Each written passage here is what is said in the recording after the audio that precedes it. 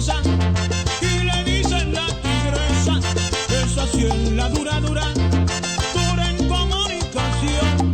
Aquí entre nos, global.com, tiene clase, tiene estilo y tiene tomando pilo a todos sus adversarios, porque Samira Espinosa es la dueña de la radio. Mi respeto, Samira, para usted. Mi respeto, Samira, para usted. Aquí entre nos, global.com, la emisora del momento. No es cotorre, esto no es cuento. Aquí hay profesionales con variadas entrevistas, apegada a la verdad y siempre de actualidad. Si se trata de deporte, tenemos buenos cronistas. Jorge Torres y Osvaldo se han consagrado en la pista. Respeto, Samira, para usted. Rey Romero, aquí tenemos global.com, activo con Samira Espinosa. Mi respeto, Samira, para usted. Muy bien, muy buenas noches a todos los que hoy nos han sintonizado en este su programa, Aquí Entre Nos con Samira Espinosa, programa que transmitimos desde esta su estación, Aquí Entre Nos Global Radio, y desde la República Dominicana. Recordar que Cristino Gómez nos retransmite en líricadigital.com, la emisora cubriendo Loma de Cabrera y toda la línea noroeste del país. Vamos a recordar a nuestros amigos que nuestras líneas telefónicas están abiertas al público: 718-450-8429, 917-651-5012. También recordar que tenemos el 718-200-5654. Señores, vamos a recordar también que ya tenemos nuestras aplicaciones para que usted la baje en el teléfono para todos los Estados Unidos y el Caribe. La aplicación TuneIn Radio, donde usted puede bajarla y buscar Aquí Entre Nos Global Radio, y ya la tiene en su teléfono para el acceso directo desde su teléfono celular. Así también para toda Europa, la aplicación Mi Tuner, puede bajarla también al igual que la otra, y para los que viven en todo el continente europeo. Así que, señores, estamos creciendo para darle un mejor servicio. Hoy, miércoles, como muchos saben, tenemos nuestra sesión de Hablando con el Psicólogo, con el doctor Jorge Pérez, con un interesantísimo tema a discutir. Muy bien, estamos de vuelta en este programa. Vamos a ver si no hay ruido. Sí, buenas noches, doctor, ¿me escucha? Sí, buenas noches, Samira. No sé si es que me escucha. Ahora lo escuchamos mejor y ya el ruido parece que cesó. Gracias a Dios. Hoy tenemos con el psicólogo un tema realmente interesante, un tema que nos atañe a todos los que tenemos hijos, e inclusive lo estoy relacionado también con los niños que vienen de hogares donde hay también violencia doméstica. Pero bien, vamos a pasar. Los señores no parece que no van a poder estar con nosotros esta noche, doctor José Rijo y tampoco Galo. Ellos están en un compromiso de trabajo. No sé qué me está pasando con Galo, que no hago la conexión con él. Pero bien, realmente vamos a hablar de las consecuencias del divorcio. Adelante, doctor, vamos con el tema. Adelante, muy buenas noches. ¿Cómo está usted? Bueno, buenas noches, Samira, y buenas noches a las personas que nos escuchan. Bueno, es lamentable que no podamos compartir con los compañeros como había quedado planificado el trabajo, ¿no? Porque uno también el diseña en cierta forma la exposición en función de lo que vamos a compartir con los compañeros, pero bueno. Claro, de acuerdo al tema. Son los gajes del oficio. Exactamente, de acuerdo al tema, pero son cosas que pasan a última hora. Pero nada, yo más o menos manejo la situación.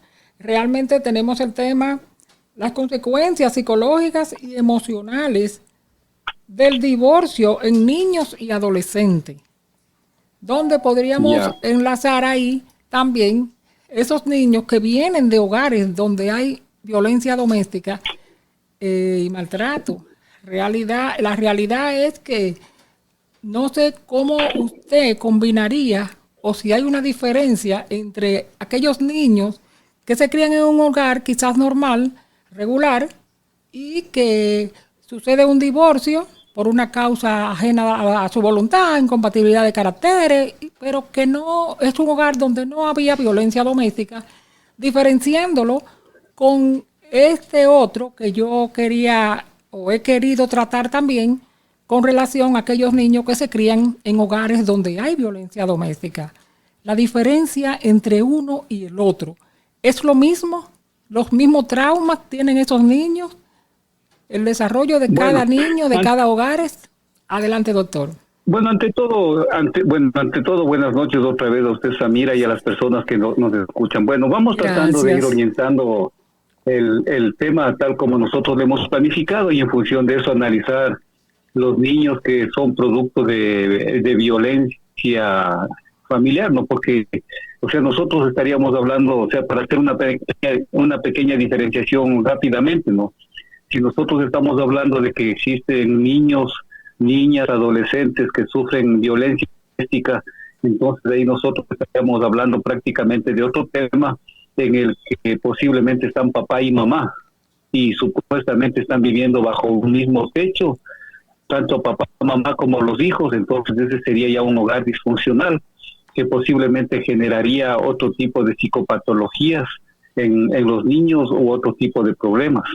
De igual manera, sería distinto que nosotros hablemos de niños, niñas y adolescentes que se van a educar en hogares donde existen problemas de consumo de alcohol o de sustancias psicotrópicas. También otro tipo de abordaje, y el que nosotros hemos preparado para el día de hoy, que justamente tiene que ver con la influencia del divorcio. Entonces, el divorcio implica la separación de papá y mamá y el hecho de que los hijos van a quedar prácticamente al cuidado de uno de los dos o incluso en cuidado de terceros. Entonces vamos a ir orientando en ese sentido. Cualquier pregunta que usted tenga, Samira, si no está clara la explicación, me dice con todo gusto para tratar de orientar. Entonces estas diferenciaciones daríamos. Ahora, claro que sí. Para partir del tema, yo pienso que sí es importante. Voy a partir de una cita de una autora española que es catedrática de la Universidad de Navarra de España. Y para hablar de este proceso en el que los niños, niñas y adolescentes sufren el divorcio de los padres, hagamos una introducción de una cita justamente de Ana María Fernández. Ella nos dice: es necesario reconocer que existe una paradoja. ¿Qué es una paradoja? Cuando nosotros lamentablemente obtenemos un hecho totalmente contradictorio o contrario al que inicialmente nos habíamos planteado. Entonces es necesario reconocer que existe una paradoja en el hecho de fundar una unión en sentimientos pasionales y a la vez aceptar su posible transitoriedad. La pasión amorosa aspira a la eternidad, pero esas aspiraciones parece que son ilusorias. Su finalidad inconsciente es desmentir en última instancia la finitud y la contingencia o accidente de nuestra existencia. Es precisamente la elección del sentimiento amoroso como fundamento de los matrimonios lo que los hace vulnerables a su disolución. Es decir, una paradoja que nosotros tendríamos aquí, si le interpretamos un poquito esta parte, es el hecho de que nosotros somos, entre comillas, seres libres. Somos seres con conciencia libre y que tenemos la capacidad de elegir voluntaria e independientemente a la persona con la que nosotros queremos compartir. Y el sueño sería, en la medida de lo posible, tener una relación para toda la vida. Pero justamente esa paradoja radica en que esa libertad, esa voluntad, esos sentimientos tienen posiblemente una finitud, es decir, un fin. Y una vez que el enamoramiento, especialmente de los 4 primeros años que se manifiesta, se desvanece, entonces parece que se presentan otro tipo de consecuencias. Entonces, si nosotros partimos del matrimonio, Las consecuencias de este proceso de separación son duras y dolorosas para ambos miembros de la pareja. Nosotros generalmente en terapia hacemos una diferenciación de lo que llamamos la pareja soltera o la pareja familiar. ¿Qué es la pareja soltera? Cuando un hombre y una mujer han decidido convivir, cohabitar y coexistir en un mismo techo o bajo un mismo techo, ya sea en el matrimonio o en la unión libre. Esta pareja soltera se caracteriza porque voluntariamente ellos han elegido no tener hijos. Entonces, los objetivos, los proyectos que ellos tienen son muy distintos a lo que nosotros llamamos la pareja familiar, en que de igual manera el hombre y la mujer, o incluso ahora que hablamos de parejas que pueden convivir de diferentes sexos bajo un mismo techo, tienen la aspiración de construir una familia, es decir, tener hijos o incluso adoptar hijos. Entonces, podemos llegar nosotros a una situación en que estas parejas pueden disolverse. Entonces, sabemos nosotros que un divorcio, una separación siempre va a ser más desgarrador cuando hablamos de una pareja con familia, ya que existen hijos y justamente van a ser afectados ellos de manera directa en su desarrollo integral biológico, psicológico y social. Sin embargo, que muchas parejas literalmente ya no se pueden ver ni en pintura y ejecutan diversas formas de violencia incluso delante de sus hijos. Nosotros sabemos ver en terapia que dicen que no quieren separarse supuestamente por el bienestar de los hijos. Y nosotros consideramos que este argumento es un argumento manido o un argumento inadecuado, ya que están conviviendo en un lugar disfuncional. Y al vivir en un hogar que es en cierta forma disfuncional, no está habiendo asertividad, no está habiendo honestidad. Y nosotros consideramos que el daño va a ser mucho más grave cuando los padres, entre comillas, quieren estar viviendo en pareja, generando un matrimonio desgraciado, porque quieren proyectar posiblemente una imagen ante la sociedad. Entonces, este tipo de hogares ya son disfuncionales, este tipo de matrimonios posiblemente están cargados de lo que diría Joseph Bonich, moralina, habría hipocresía e incluso algunas formas de violencia. Entonces nosotros vamos a ver que incluso en este tipo de parejas conflictivas, antes de que se separen, a veces les utilizan a los hijos y los hijos les sirven para proyectar sus propios conflictos sobre los hijos. Y el matrimonio desgraciado de papá y mamá a veces es absorbido por los hijos. Entonces volvemos a repetir que el argumento común de los padres en tal situación es que no pueden separarse para no privar a los hijos de las ventajas supuestamente de un hogar unido.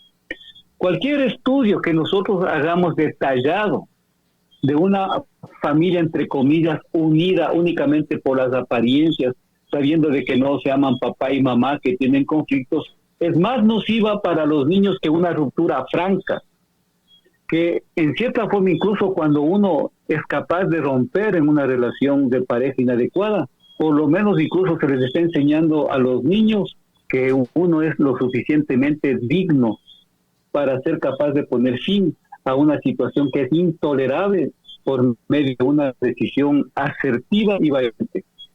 Es importante, antes de ingresar a ir hablando de algunos elementos específicos de lo que es las consecuencias psicológicas y emocionales del divorcio en los niños y adolescentes, que hablemos, por ejemplo, el caso de Latinoamérica, que nuestras sociedades se caracterizan por una diversidad cultural y al mismo tiempo América Latina se caracteriza porque existen grandes diferencias económicas, porque nuestros compatriotas de esta patria grande se ven abocados a vivir un fenómeno que también es paradójico y que afecta especialmente a las clases medias y clases bajas de nuestra sociedad, ya que por la situación económica, especialmente los hombres se ven obligados a migrar obligadamente a centros económicos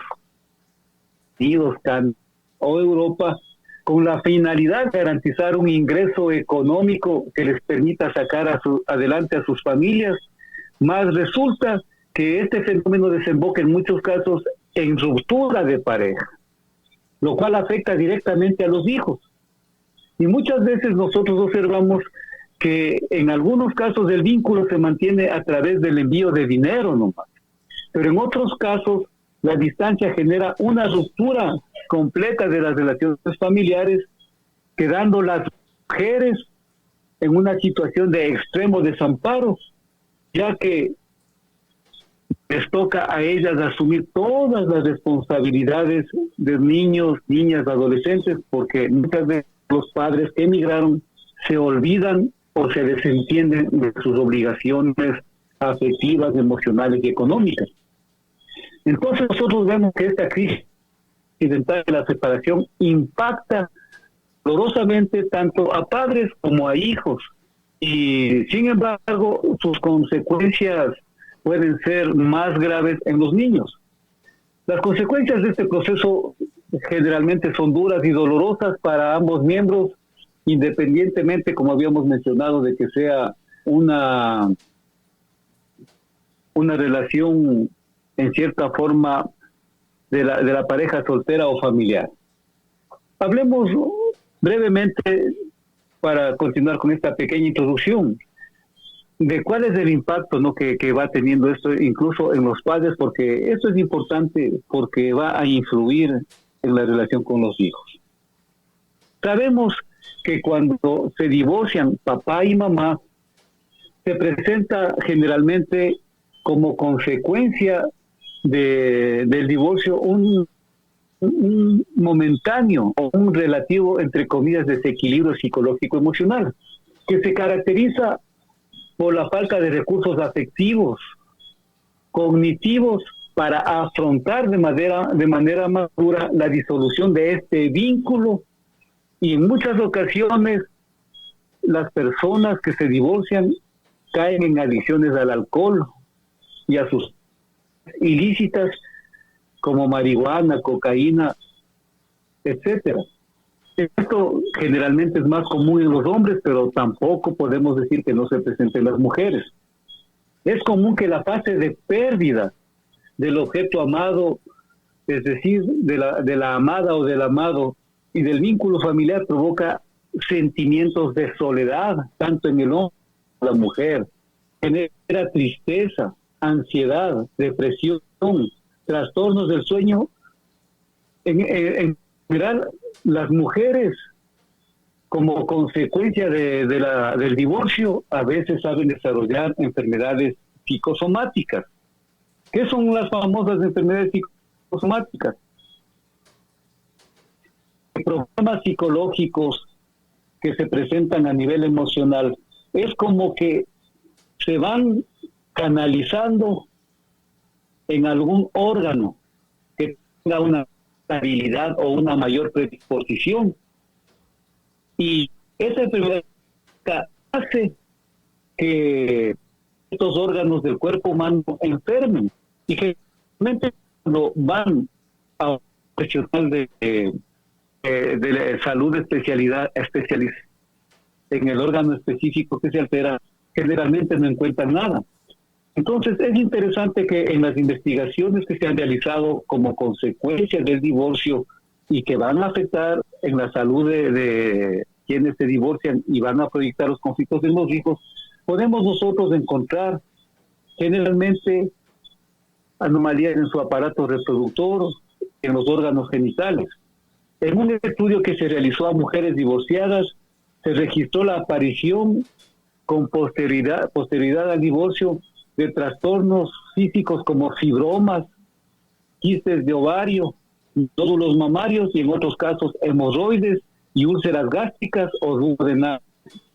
En términos de Sigmund Freud, nosotros diremos que al no haber sido verbalizado el conflicto psíquico, es decir, al no haber sido confrontado y no haber sido abordado en terapia, ese conflicto psicológico que no se ha verbalizado se ha somatizado, es decir, se ha canalizado a una enfermedad en el cuerpo, siendo las enfermedades físicas el síntoma a través del cual habla el inconsciente en búsqueda de ayuda, cura y catarsis.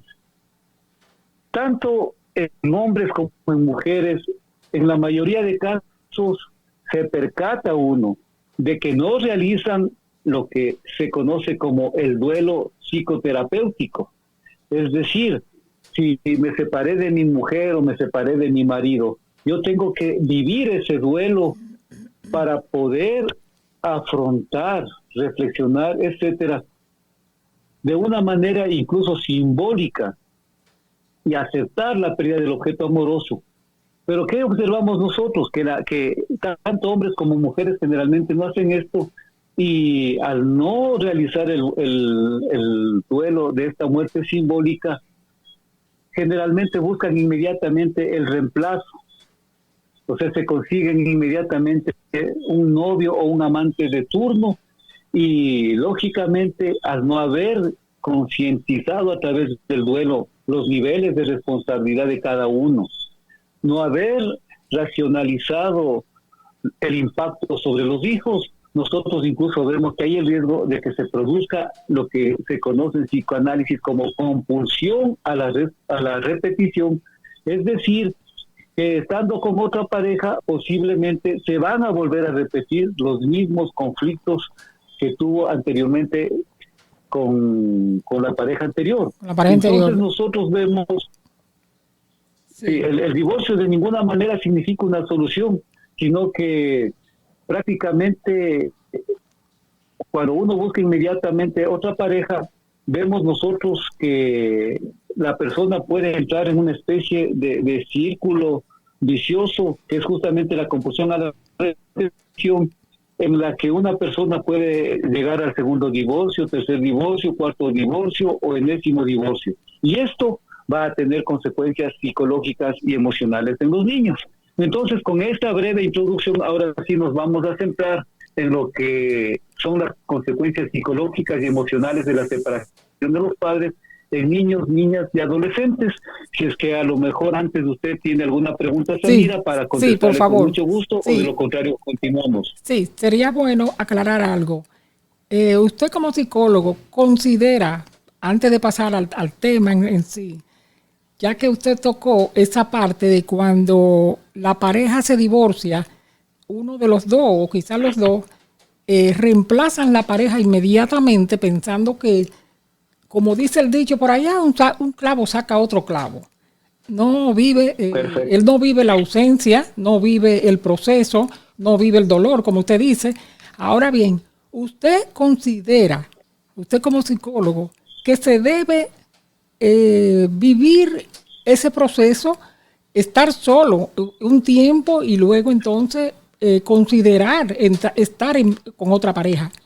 ¿Usted considera esto como psicólogo o está bien que una persona, seguido que se separe de su pareja, vamos a poner, porque hay personas que de una vez entran con otra relación con otra pareja? ¿Usted cree que es realmente, como usted dice, eso conlleva a los conflictos, a que va a volver a suceder las cosas que han sucedido con la primera pareja? Pero está bien, realmente. O no vamos a decir está bien, sino se considera que ese sería catastrófico en una persona de que entre en relación con otra pareja, o se debe de esperar. La pregunta real es esa, ¿se debe de esperar un momento precioso, diría yo, para volver a entrar en otra pareja? Verá, como vamos a profundizar nosotros en lo posterior del tema que estamos hablando, nos adelantamos un poquito. Verás, Samira.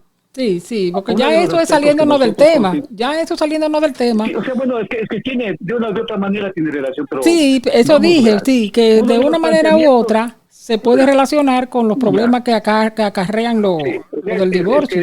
Verá, partamos del principio de que quienes generan la seguridad, estabilidad psicológica y emocional de los niños en proceso de crecimiento son los papás. Y si es que los papás no están bien, lógicamente van a crear un ambiente de hostilidad, de agresividad, que va a generar tendencias para desarrollar conflictos. Hablamos de tendencias, ¿no?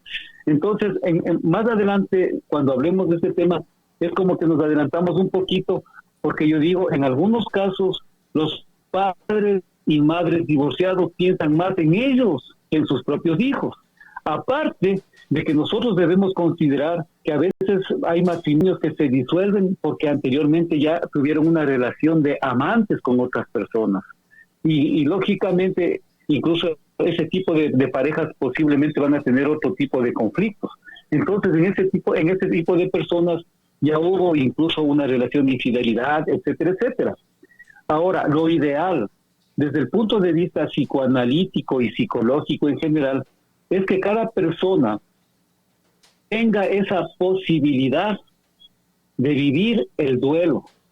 Porque nosotros estamos hablando que si es que usted se enamoró, se casó con una persona o convivió en unión libre, conformaron una pareja, están conformando una relación y esa pareja está muriendo. Es decir, nos está dejando un gran vacío psicológico, emocional, afectivo, independientemente de cuál haya sido el desenlace o las causas que produjeron este fatídico evento que es el divorcio, que es considerado en muchos casos un accidente, ¿no? Entonces, aquí nosotros debemos considerar de que la persona tendría que reflexionar, partiendo de sí mismo, ¿cuál es mi nivel de responsabilidad en que en esta relación de pareja no haya funcionado? Porque el problema en la pareja es de dos. No le podemos decir solamente vos eres el culpable, entre comillas, porque lo que buscamos es culpabilizar al otro y nosotros exonerarnos inmediatamente de la responsabilidad e incluso asumir el rol de víctimas.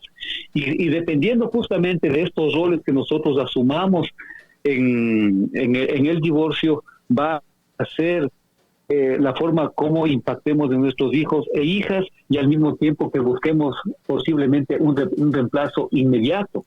Entonces, al no vivir el duelo, considere usted, Samira, que hemos hablado aquí que generalmente las mujeres especialmente caen en un estado de depresión mayor, aunque un hombre también puede caer en depresión mayor, pero generalmente son las mujeres las más afectadas y hemos hablado que puede producirse incluso en este proceso de la depresión mayor una disminución de la voluntad que se conoce con el nombre de hipobulia. Y la hipobulia significa que esa persona es vulnerable y que puede ser fácilmente seducida por otra persona que aparentemente va a venir a llenar ese vacío, pero posiblemente cuando sale de ese estado depresivo, a lo mejor se da cuenta, como decimos vulgarmente, que metí la pata. Y a veces dicen, yo no sé qué estaba en ese momento que me metí con el primero que apareció. También sabemos que pueden haber otros casos de inmadurez, etcétera, como vamos a ir viendo. Entonces, científicamente nosotros creemos que es importante que la persona viva un proceso de duelo que lógicamente siempre va a ser individual, siempre va a ser particular, porque cada ser humano es único e irrepetible. Y el tiempo que dure el duelo va a depender de muchas características como los rasgos de personalidad, el sexo, el nivel de madurez, el nivel de compromiso e incluso si es que tiene o no tiene una relación laboral. Entonces, para mí como psicólogo, si usted viniera donde mí, yo le solicitaría que por favor espere. Primero viva este proceso y ya cuando esté preparada puede lanzarse a la búsqueda de una persona que a lo mejor pueda realmente en estado, entre comillas, de madurez, ayudarle a ser medianamente feliz y usted ayudarle a la otra persona a ser medianamente feliz. Entonces aquí nosotros recomendaríamos vivir el duelo y posteriormente tomar la decisión. Así es, yo pienso que sí, que es importante porque hay que vivir ese proceso y tener la mente preparada para otra nueva relación. Bien, está con nosotros ya nuestro amigo Rafael Reyes Méndez, que entró un poquito tarde. No sé si tiene alguna pregunta con relación ya al tema, Rafael, antes de pasar rápidamente con el tema en sí de la noche. Bien, parece que no tiene ninguna pregunta. Pues bien, doctor, vamos entonces. Bueno, le damos la bienvenida a nuestro compañero Rafael Reyes Méndez. Y buenas noches, Samira, doctor. ¿Cómo está, Rafael? Gusto de oírlo. Estoy escuchando toda su disertación.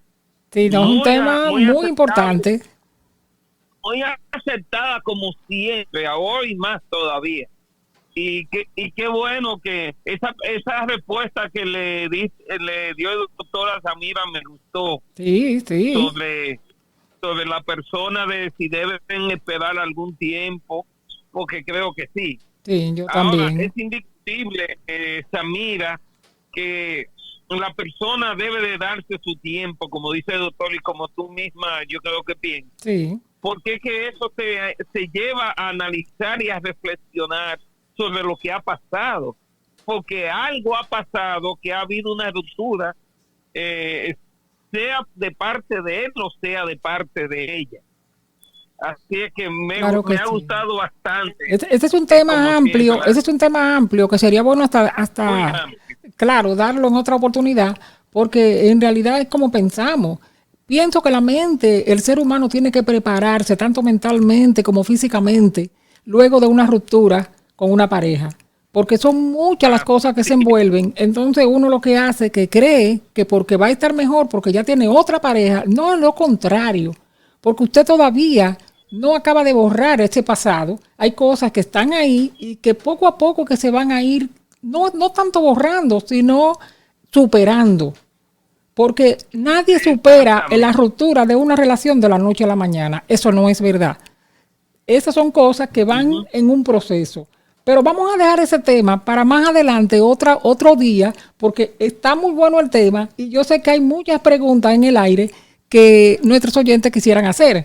Porque tú sabes que está en el medio mucha ruptura de muchos artistas, de personas que son allegados nuestros, y son temas que de verdad vale la pena de explicarlo y debatirlo otra noche.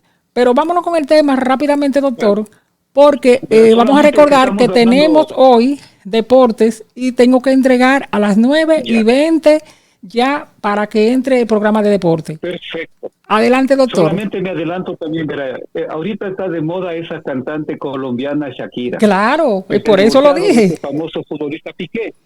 Imagínense, yo justamente el día de hoy, en el noticiero de Ecuavisa que transmiten en el Ecuador, daban una ingrata noticia por parte de la señora Shakira, que puede ser una excelente cantante, puede ser una excelente bailarina, pero se le ve un nivel de inmadurez tan grande, tan profundo, que había prohibido a sus hijos que de ahora en adelante le llamen a sus abuelos abuelos.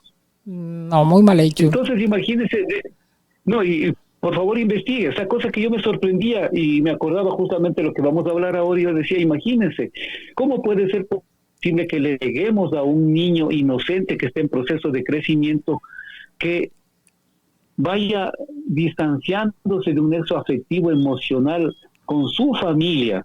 Ahí está el problema. Por un capricho de la madre. Claro, ahí está el problema. Por eso estamos hablando,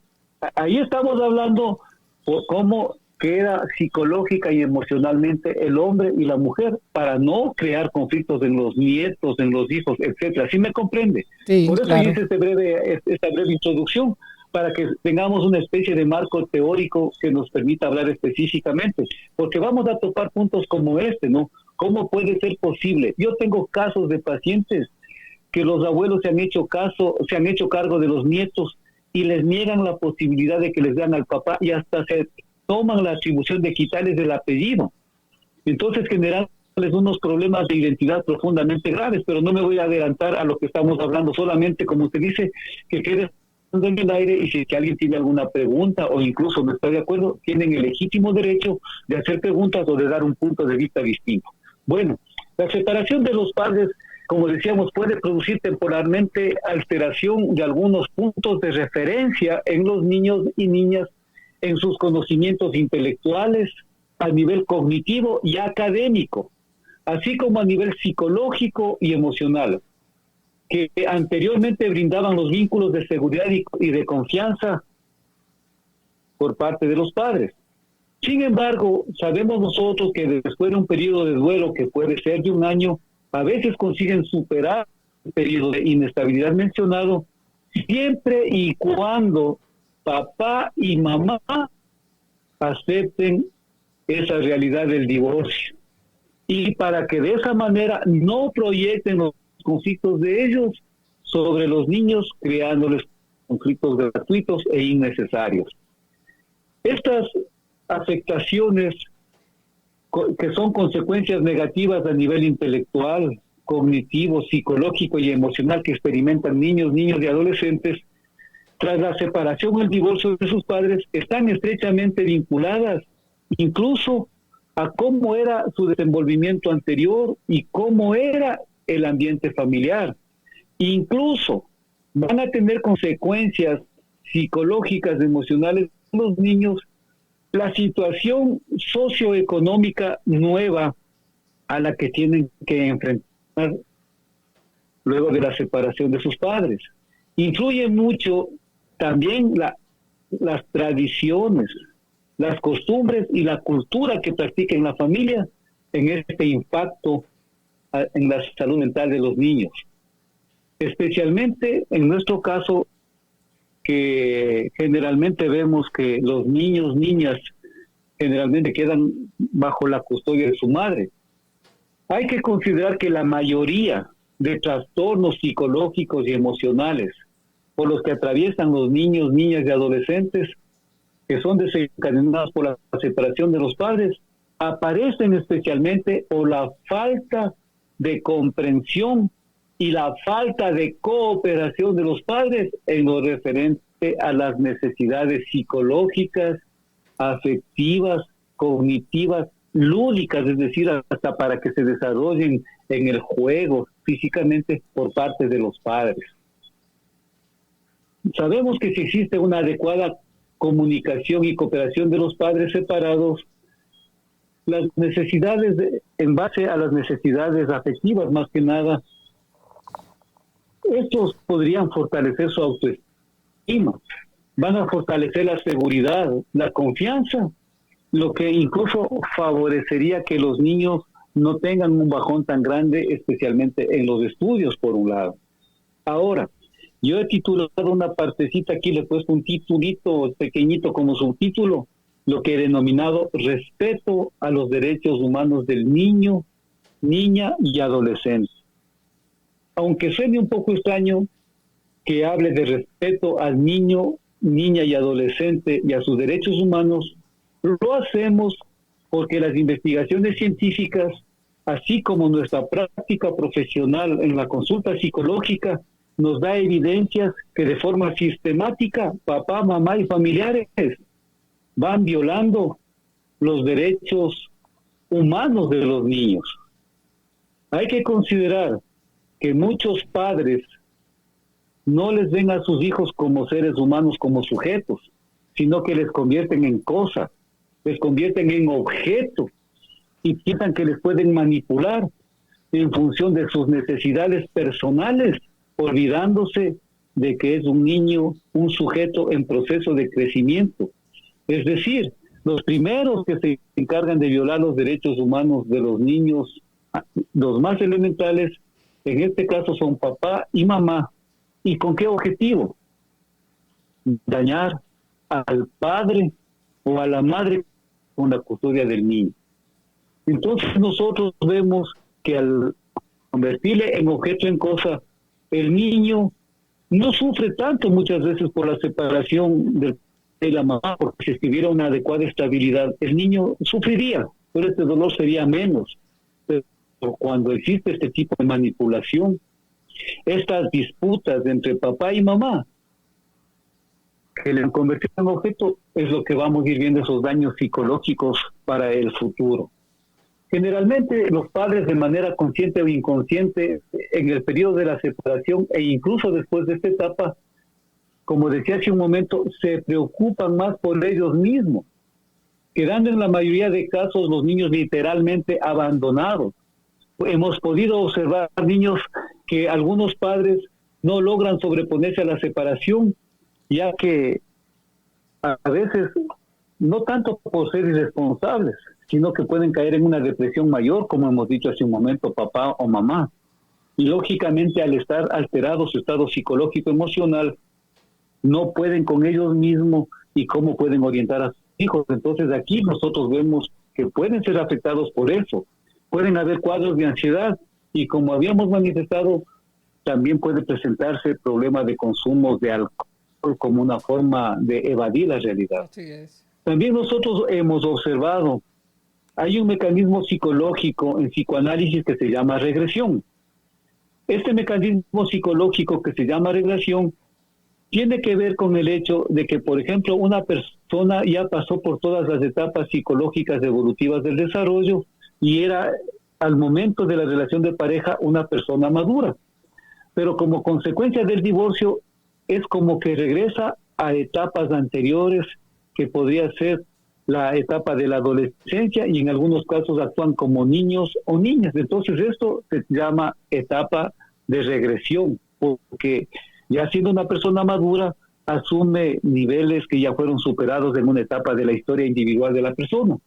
Entonces, es obvio en algunas personas que regresaran como la etapa de la adolescencia y empiezan a frecuentar de manera compulsiva y exagerada fiestas, reuniones sociales, discotecas, grupos de amigas, e incluso van abordando citas amorosas. Entonces, el conflicto se va agudizando, con el consiguiente desconcierto y perplejidad de sus hijos e hijas, profundizando o apareciendo conflictos psicológicos en los niños. Vamos a poner el ejemplo de una paciente que yo tuve, que le hemos puesto de nombre Sofía, porque siempre cambiamos los nombres para evitar que puedan identificar al paciente que nosotros tratamos. Cambiamos algunos datos, pero en esencia la historia clínica es real. Vamos a poner el ejemplo de una adolescente. Sofía, de 14 años, es llevada a consulta psicológica por su madre de 44 años, quien se ha separado de su marido hace 1 año y medio aproximadamente. Cuenta en el motivo de consulta que su hija ha bajado el rendimiento académico de forma marcada. Se ha vuelto introvertida, es decir, antes era un poquito más alegre, se comunicaba más con sus compañeros, y ahora está encerrada en sí mismo. Está retraída, irritable, rebelde, entre otros síntomas. Desde el punto de vista de la madre, ella considera que el problema es su hija. Pero cuando pedimos a la mamá que salga, nos quedamos con Sofía. Sofía tiene un rostro que se le puede observar lo que nosotros llamamos del omega melancólico. Por los síntomas que nos contó la madre, nosotros ya nos dimos cuenta que la adolescente tenía depresión reactiva, y cuando le vemos el rostro del omega melancólico, ratifica lo que nosotros hemos visto como síntomas desde el inicio. La niña presenta tristeza e impotencia, se le ve apagada, y nos cuenta que su madre, a raíz del divorcio, empieza a salir con frecuencia, especialmente los días viernes y sábados, a la discoteca. Dice que tiene que quedarse con su hermano Vladimir, de 10 años, y su hermana Zenaida, de 15 años, completamente solos. Refiere Sofía que su mamá tiene 2 novios y pasa mensajeándose en las redes sociales y con celular en mano todo el tiempo con ellos. Dice Sofía que lo más grave es que su hermana Zenaida está siguiendo los mismos pasos de su mamá. Entonces aquí yo digo, ¿qué les parece a ustedes? Increíble, pero cierto. Para sacar esta historia en una serie que se llama Es Verdad, aunque usted no lo crea.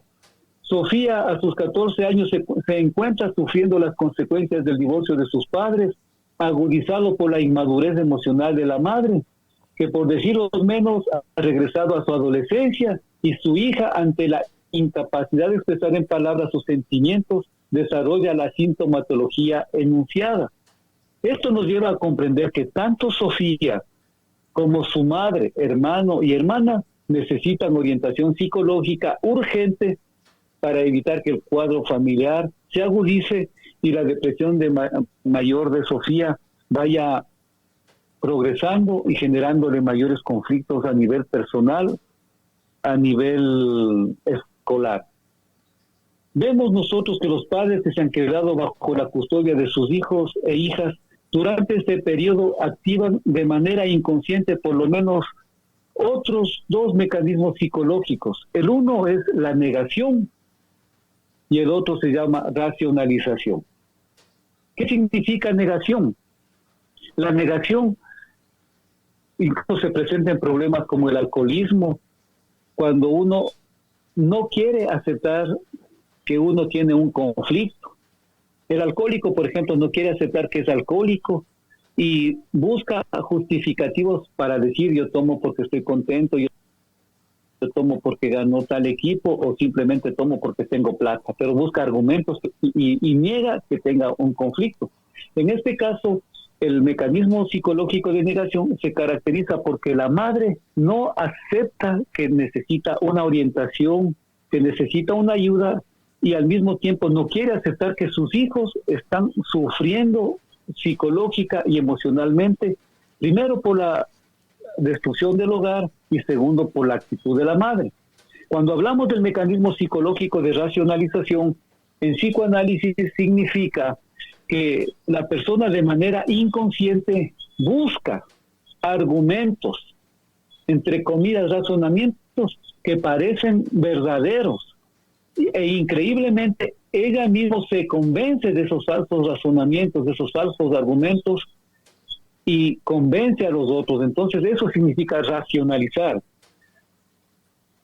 Cuando han desarrollado esta serie de argumentos y discursos para justificarse a sí mismos, ponen muchas veces en boca de sus hijos, porque los manipulan a sus hijos, sentimientos que son de ellos. Por eso es interesante cuando Jacques Lacan dice que posiblemente un niño es un síntoma de que la familia está enferma, o posiblemente en este caso papá o mamá.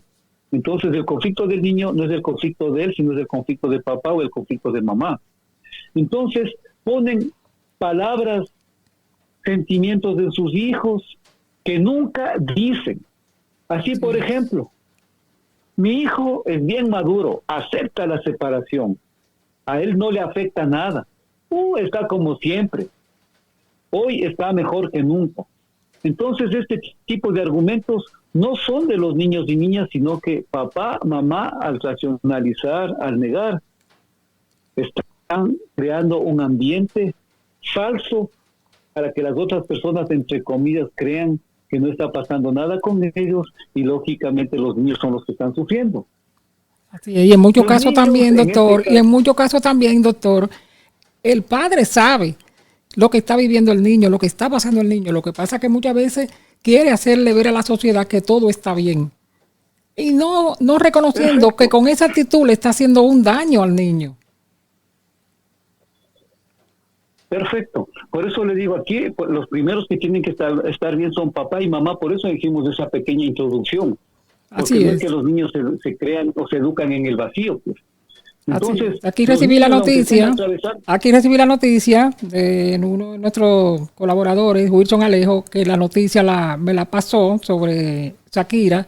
La realidad es que ella le prohíbe a sus hijos que hablen con la madre, con su abuela. O sea, ella no quiere que hablen con su abuela. Gracias, Wilson Alejo, por el aporte. Que incluso que le digan abuela. Exacto. No quieren ni que hablen con ella. Ya, entonces, pero igual, o sea, eso es destructivo. O sea, imagínense qué autor, o sea, ella ya les convirtió a sus hijos en objeto, en una cosa manipulable para sus intereses. Según Shakira le está castigando a Piqué, según Shakira le está castigando a la familia paterna, pero en realidad los que está castigando y creándoles conflictos son a sus propios hijos. Entonces claro, nosotros vemos que la señora Shakira podrá ser una gran cantante, pero tiene, justamente por el mismo hecho de que es cantante, tiene rasgos narcisistas que son en cierta forma positivos, muchos de ellos, pero en el fondo un gran nivel de inmadurez emocional al extender sus conflictos a esos niños que no tienen la culpa de nada y que nosotros deberíamos respetarles como sujetos de derechos para que no puedan perder ninguno de los vínculos ni con el padre, ni con la madre, ni con la familia paterna. Imagínese usted que desde el punto de vista psicológico se dice que yo puedo separarme de mi esposa, pero nunca debo perder el nexo con mi suegra. A pesar de que me separé de mi suegra, tengo que tratar de mantener un nexo positivo con mi suegra, justamente porque tenemos Y con los cuñados también. Porque el lazo, doctor, el lazo se rompe con la pareja, pero no con la familia. La familia, tarde o temprano, ese lazo se queda y nadie lo puede romper. Entonces imagínese usted, con estas mismas declaraciones, el famoso Piqué podría seguirle un juicio pues de esta señora, porque en realidad no está bien psicológicamente, no está bien emocionalmente para querer generar ese tipo de prohibiciones y destruirles la infancia a esos niños que no tienen la culpa de nada. Entonces ella se cree la dueña de sus hijos. Ella cree que vivimos en la época de la colonia y que los hijos le pertenecen como cosas, como objetos manipulables, y no estamos en esa época. No, claro que no. Estamos en el siglo XXI, donde existen derechos, y eso debemos de entender. Por eso hablé de derechos humanos. Y imagínense, estamos violando, ¿verdad? En la Constitución del Ecuador, el artículo 44 habla justamente de que niños y adolescentes tienen el legítimo derecho de saber quién es su papá, su mamá, salvo que estos fueran nocivos para el desarrollo integral de sus hijos. Entonces, en este caso, yo no sé si es que la señora Shakira ve que los abuelos paternos o el mismo Piqué son destructivos para sus hijos. Entonces, estas cosas que nos hagan reflexionar. Usted no es el dueño de sus hijos. Usted es el papá y mamá, y por papá y mamá que sea, tiene que respetarles como seres humanos, como sujetos de derechos y no como objetos o cosas que yo manipulo como me da la bendita gana. Y disculpe que hable de esa manera, mi querida Samira. Así es. Tengo una pregunta que quisiera que la conteste, por favor. María Pimentel, desde San Cristóbal, me está preguntando. Por favor, pregúntale al doctor, además de felicitarlo por el programa. Ella me dice, ella tiene un nieto, que su mamá es la hija, el nieto es hijo de su hijo. Entonces, ellos se divorciaron, los padres, pero el niño, ya ellos se casaron otra vez, los padres, entonces el niño no asimila, ella lo que ve es que el niño no asimila la separación de su papá, porque él le ha preguntado a su mamá en varias ocasiones por qué él no puede vivir en conjunto como antes, con su mamá y su papá, como vivían antes, porque hay otra criatura, tienen 2 niños más, 2 hermanitos, pero él no es hijo de uno de los 2. Entonces él dice que por qué él no puede vivir como antes con su papá, como vive la hermanita y el otro hermanito con su mamá y su papá juntos. ¿Qué usted considera que está pasando ahí? ¿Este niño tiene esa secuela de ese divorcio de los padres? ¿Está teniendo como algún resentimiento o hay algo dentro de ese niño? En este caso, por ejemplo, entiendo que debe ser el hijo mayor, ¿no? Si es que tiene 2 hermanitos y un nuevo compromiso. De la nueva pareja hay 2 hermanitos. Entonces yo pienso que es celo. Sería importante saber qué edad tiene el niño. Es que, ¿verdad? Mira, no necesariamente... Sí, me dice aquí que tiene 9 años. Dice allá que el niño tiene 9 años. Mira, tiene 2 hermanitos, uno de 3 y uno... Es que eso digo, ¿verdad? Mira, no necesariamente pueda que sea celos. Depende primeramente de cómo vivió el duelo terapéutico la mamá, como habíamos dicho, el nexo con el padre biológico y cuáles fueron los mensajes en este proceso de separación, cuáles fueron los mensajes en este proceso de divorcio. O sea, eso sería importante, por un lado, saber. Ya. Ella me dice aquí que el divorcio de ellos, ella me dice que el divorcio de su hijo con la mamá ha sido amistoso. Ellos quedaron en buenos términos, e inclusive ella lo deja hablar con su papá todos los días, el papá lo llama todos los días, e inclusive de vacaciones se ha ido con su papá, o sea, hay una buena relación con el papá. Perfecto, ¿verdad? Entonces aquí sería importante analizar qué tipo de mensajes le dan tanto papá como mamá, sería importante analizar eso. Ahora, ¿verdad? ¿Qué es lo que se observa uno en terapia? Generalmente, a veces tenemos ideas distorsionadas. Escúcheme, Samira. Por ejemplo, supongamos que yo en este momento estoy pretendiendo a una mujer divorciada que tiene un hijo o 2 hijos. La creencia absurda es que si es que yo le quiero a la mamá de los niños, también tengo que quererles a los hijos, lo que es un error.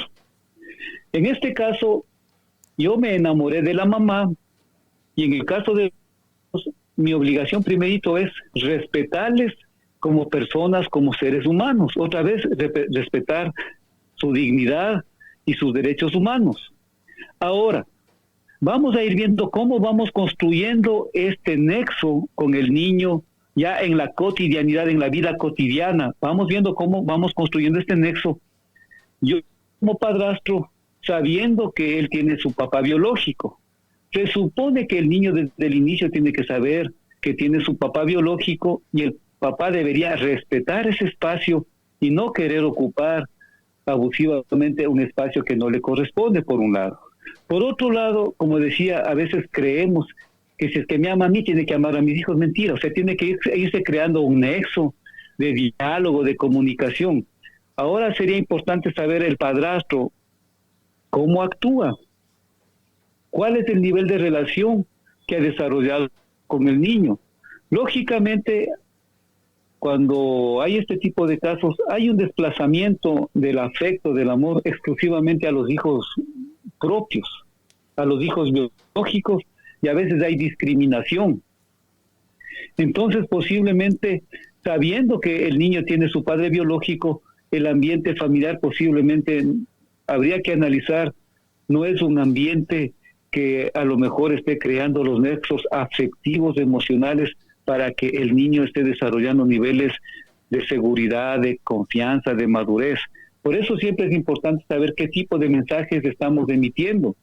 Y recuerde usted también que los niños no son tontos, los niños no son ciegos y se dan cuenta. Se dan cuenta de todo, así es. Yo, por ejemplo, acá yo tuve un paciente que llegó con un ataque de pánico, un chico de 12 años. Y cuando empezamos a hacer nosotros la terapia con él, tiene un hermano menor que es hijo del padrastro. Y aparentemente el padrastro es una buena persona. Pero el padrastro lógicamente tiene preferencia por su hijo biológico y cuando lleva regalos, incluso a veces abunda en regalos a su hijo biológico y al otro, digamos que por compromiso le lleva cualquier cosa.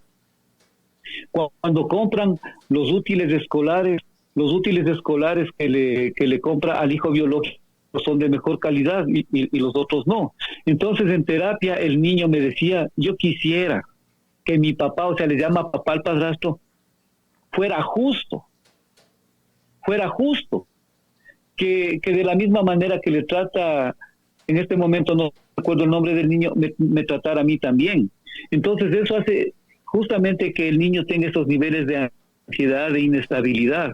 Entonces en la terapia nosotros tratamos justamente de trabajar con el padrastro, la mamá, para que ellos primero se pongan de acuerdo, se humanicen de alguna manera y si es que él aceptó a su mujer como un hijo, no es que le debe adorar, sino por lo menos ser un poco justo, ser un poco equitativo. Nadie dice que le adore a su hijastro, de ninguna manera, pero que le respete y que haya un nivel de compartir equitativamente, porque como yo les decía, cuando uno, como padrastro, tiene preferencia por el hijo biológico, no solamente que le está discriminando al hijo que no es de él, sino que posiblemente al dar un exceso de atención y hacerle creer superior a su hijo biológico, a lo mejor incluso está creando rasgos para que sea una personalidad narcisista, egoísta, individualista. Entonces hay varios factores que van a influir. Sería de entender qué es lo que está pasando con este niño que todavía sueña. Y justamente yo tengo aquí, por ejemplo, en el tema que he preparado, otro mecanismo psicológico que se llama la fantasía. Tenemos 5 minutos para terminar el programa, doctor. Ya. Este es un tema que enlaza otros temas, lamentablemente, ese es el problema, pero vamos a tratar en 5 minutos de resumir, porque ya tengo que pasar para el programa de deporte. Adelante. Solamente le voy a esta parte, ¿verdad? A lo que acabamos de conversar, por ejemplo, hay un mecanismo psicológico que se llama fantasía. Y justamente la fantasía es en la mente, o sea, Freud diría que la fantasía es un sueño despierto. Cuando nosotros vamos a dormir, aparecen unas imágenes como que estuviéramos asistiendo a una película, a un escenario donde nosotros podemos ser los actores, pero ese, digamos, es inconsciente. En cambio, una fantasía sería un sueño despierto, pero que está relacionado con elementos inconscientes. Entonces, este mecanismo psicológico de la fantasía hace muchas veces que los niños en su imaginación, a lo mejor porque no ha habido un proceso adecuado de duelo, no ha habido un proceso adecuado de socialización del niño, en su imaginación, ellos reconstruyen un nexo de amor y armonía entre sus padres y tienen la esperanza de que van a volver a estar juntos. Posiblemente esto también está pasando en el niño. Debemos considerar que en las fantasías o interpretaciones emocionales los niños pueden creer, a veces incluso hasta ser los culpables de la separación. Por lo que nosotros ponemos énfasis en que hay que hablar asertivamente, es decir, dar explicaciones racionales, porque no es que los niños no entienden, explicarles adecuadamente cuáles fueron las razones para las que uno se separó y justamente de que esa fantasía, por un lado, no le haga sentir culpable o esa fantasía no vaya haciéndole creer de que en el futuro va a haber la posibilidad de que vuelvan a estar juntos. Entonces, todo depende de la forma como nos relacionemos y de los tipos de mensajes que nosotros realicemos. En este caso, los mensajes no deberían ser ambiguos. Los mensajes tienen que ser cortos y precisos y que, de acuerdo a la edad del niño, esté en capacidad de entender, que desde luego lo va a hacer. Entonces, bueno, yo para ir terminando, solamente yo creo que voy a enumerar algunos elementos que he preparado en lo que no debemos convertir a nuestros hijos, para que no violemos sus derechos humanos. Eso es lo que no debemos hacer para no violar los derechos humanos de los niños. Uno, pensar que mi hijo es mi posesión, es decir, mi objeto, yo soy el dueño de mi hijo, y como soy Shakira, la super cantante, le prohíbo a mi hijo, a mis hijos que hablen con el papá y que hablen con la familia paterna. Ese es creer que estamos con un hijo posesión. Otro, pensar que nuestro hijo es el cartero. Ve, cuando le veas al irresponsable de tu papá, dirásle tal cosa. Verás que dirás a tu papá si es que ha dejado de ser borracho. Entonces el hijo no es el cartero. Nosotros no tenemos por qué estarle mandando mensajes a nuestro hijo. Si es que yo tengo algo que decir al papá, tengo que hablar yo con respeto y consideración directamente con el papá. Hay un psiquiatra, Goldman, es interesante, en un estudio, ¿no?, que se realizó con niños. Él nos dice que uno no le vea al hijo como un viejo chiquito. Escuchen lo que quiero decir. Es decir, hay mamás que le dicen, de ahora en adelante, como ya no está tu papá, vos eres mi maridito, o vos eres el hombre de la casa. Ese niño literalmente cree que es el marido de la mamá. Ese niño literalmente cree que es el hombre de la casa, y el niño en su impotencia trata supuestamente de querer asumir responsabilidades de un adulto que no lo va a poder, desde luego, y entra también en un profundo conflicto psicológico y emocional. Y en el caso que usted le dé esa concepción de que es como un maridito, e incluso cuando usted quiera tener una pareja, ese mismo niño va a ser el primero que se opone y va a desarrollar una serie de conflictos hasta de celotipia, pues, lógicamente porque él cree que su mamá es su posesión. Otro, que hay que verle al hijo como un refugio. Hay madres que en vez de orientar al hijo se esconden en el hijo. O sea, en vez de sobreproteger, se esconden y le toman como un escudo para enfrentar los conflictos que le vienen encima. Bueno, con estos elementos, la conclusión sería que los niños psicológica y emocionalmente van a tener diferentes tipos de conflictos dependiendo por la etapa psicológica evolutiva por la que atraviesen. Nos guste o no, van a tener este tipo de conflictos, pero depende mucho del nivel de madurez emocional de papá y mamá, y que tanto papá y mamá busquen una orientación psicológica para que no hieran y no dañen a sus hijos, porque muchas veces en estas disputas, al contrario de dañar al esposo o al ex esposo o a la ex esposa terminan dañando psicológica y emocionalmente a sus hijos. Así es. Eso sería, Samira. Bien, excelente, doctor, como cada miércoles, cada tema. Óigame, cada tema que se refleja con cada uno de nuestros oyentes, en algo se identifica. Temas como estos, sobre los divorcios, tienen bastantes temas que se enlazan y lamentablemente no podemos seguir con el tema, pero sí vamos a tratar de que la semana que viene un derivado de este mismo tema, que yo sé que ya me lo están pidiendo aquí en las redes sociales, sobre esas consecuencias de los niños que sufren en cuanto al divorcio de sus padres, tal como lo que estamos viendo en Shakira, lo que se le prohíbe a los niños en los divorcios. Vamos a hacer una segunda parte, sí, porque ya tenemos que arrancar con el programa de deporte. Como siempre, doctor, muchísimas gracias, excelente su participación. Desde el Ecuador, el doctor Jorge Pérez, psicólogo clínico, con nuestra sesión Hablando con el Psicólogo. Muchísimas gracias, doctor, y será hasta el próximo miércoles. Muchas gracias a usted, Samira, a Rafael Reyes Méndez y a las personas que nos escuchan, y esperamos que este pequeño aporte que hacemos nos sirva para ir modificando la mente en un sentido positivo. Entonces, hasta el próximo miércoles con una segunda parte.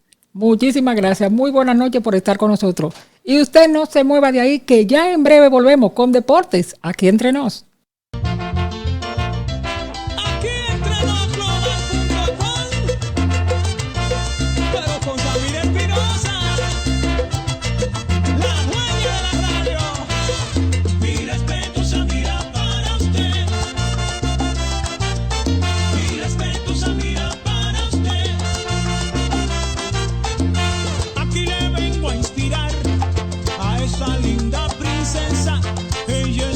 Espinosa, y le dicen la tigresa, esa sí es la dura, dura, dura en comunicación. Aquí entre nos, global.com, tiene clase, tiene estilo, y tiene tomando pilo a todos sus adversarios, porque Samira Espinosa es la dueña de la radio. Mi respeto, Samira, para usted. Mi respeto, Samira, para usted. Aquí entre nos, global.com, la emisora del momento. No es cotorre, esto no es cuento. Aquí hay profesionales con variadas entrevistas, apegada a la verdad y siempre de actualidad. Si se trata de